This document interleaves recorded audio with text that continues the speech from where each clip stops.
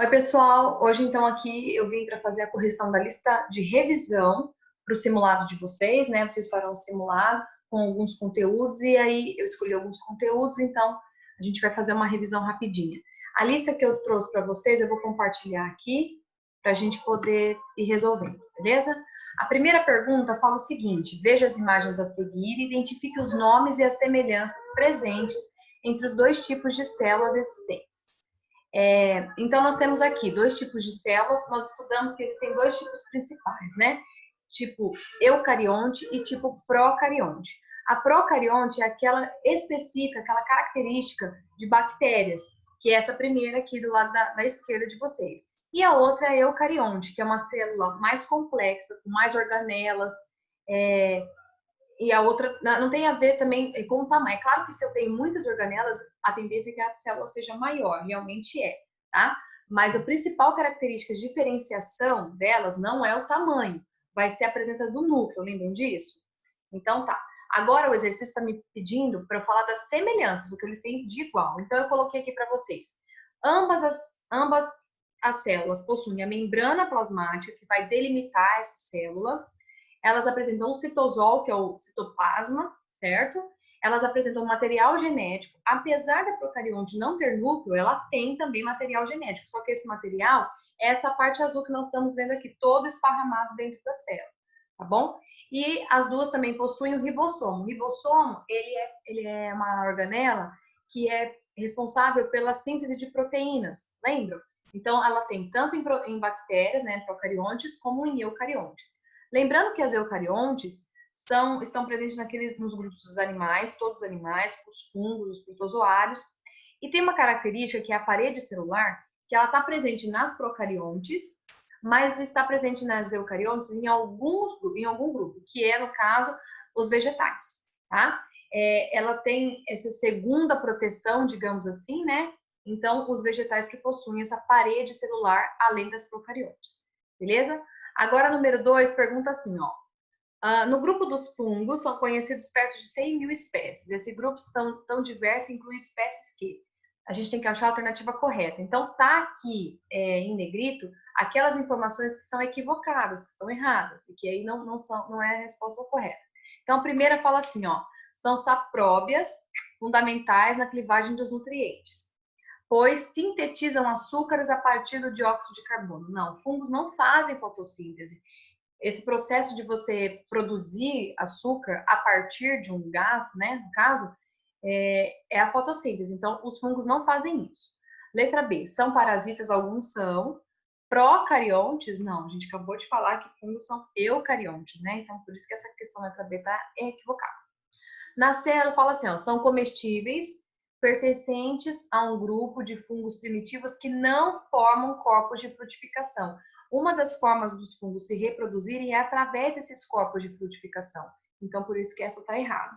A letra D está falando, formam com as raízes de plantas associações chamadas micorrizas, mutuamente benéficas pela troca de nutrientes. Exatamente. Beleza, é essa questão, né, que a gente vai marcar. E a letra E está errada porque está dizendo, realizam respiração, até aí tranquilo, na presença de oxigênio, tranquilo, e fotossíntese, parou. Fungos não fazem fotossíntese, beleza? Agora, número 3. A número 3 está dizendo lá, atente ao que se diz respeito ao de vírus e assinale com V o que for verdadeiro e F com o que for falso. Aí a primeira alternativa lá, um vírus que se aproxima da célula hospedeira injeta seu material genético, multiplica-se com a ajuda das organelas da célula infectada. Até aí tá certo, só que aí ele fala o nome do ciclo, lisogênico. Na verdade, quando o vírus ele injeta o material genético e consegue se reproduzir, esse aí é o lítico, não é o lisogênico, tá? Então, essa alternativa está errada, falsa. A segunda, todo vírus possui uma cápsula proteica protetora denominada capsídio, que encerra um genoma de DNA ou RNA, verdadeiro. A terceira, no ciclo lítico, o vírus invade, a gente acabou de ver o que é o ciclo lítico na primeira afirmação, mas vamos lá. O ciclo lítico, o vírus invade a célula hospedeira e agrega seu material genético ao genoma da mesma. Na verdade, esse é o ciclo lisogênico, elas estão trocadas, tá? Então, a terceira afirmativa é falsa. E a quarta, apesar de poder ser causada por fungos e bactérias, a pneumonia também pode ter origem viral, verdadeira. Então, com isso, a gente marca a letra B, falso, verdadeiro, falso e verdadeiro. Vamos para a número 4. A número 4 está dizendo lá, considere as seguintes afirmações referentes aos protozoários.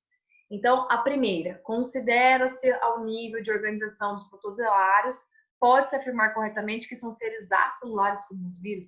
Vocês se lembram que quando eu falei de vírus, eu falei que o vírus é o cara, é o diferentão, é o, sei lá, o Mewtwo dos Pokémons, que é um Pokémon diferentão. Não sei se vocês assistem Pokémon, se conhecem, acredito que sim, mas ele é como se fosse o Mewtwo, ele é bem diferente e ele tem certos poderes, né? Mas os protozoários não são como os vírus são únicos, né? Os protozoários são celulares, são unicelulares, na verdade, tem uma única célula, mas têm células, então não são acelulares, a alternativa está falsa.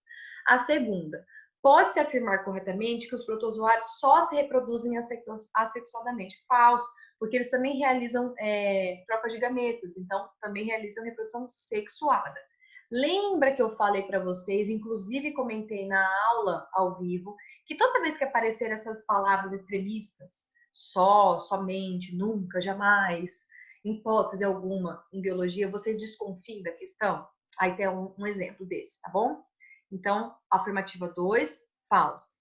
A 3, o protozoário causador da malária no homem é o parasita plasmódio. Isso, a gente tem algumas espécies que causam alguns tipos de malária, né?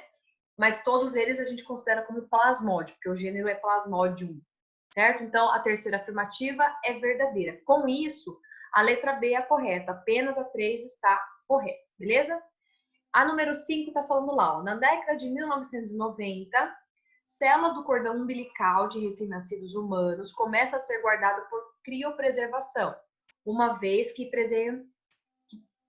apresentam alto poder terapêutico em consequência de suas características peculiares. Esse poder terapêutico dessas células baseia-se na capacidade de... Bom, então nós estamos falando de cordão umbilical, nós estamos falando de células embrionárias, nós estamos falando de células-tronco. Qual é o bizu de célula-tronco, o bizu de célula embrionária? Ela poder se modificar e se transformar em vários tipos de células. É essa diferenciação que eu vou ter em célula de osso, em célula de músculo, em célula de olho e tudo mais. Então, com isso, eu marco a alternativa D, diferenciação em células especializadas. Bom, pessoal, é isso. A lista era bem curtinha. A minha parte do simulado também é bem curtinha, então por isso, né? Espero que vocês se deem bem. E aí, que essa videoaula sirva, né, para vocês fazerem de revisão. E a gente se encontra, então, na quarta-feira, na quinta-feira, às 9 da manhã, para sanar alguma dúvida que vocês tenham, tá bom? Eu vou aqui coisa aqui. E é isso aí. Valeu, um beijo, boa sorte para vocês aí no simulado.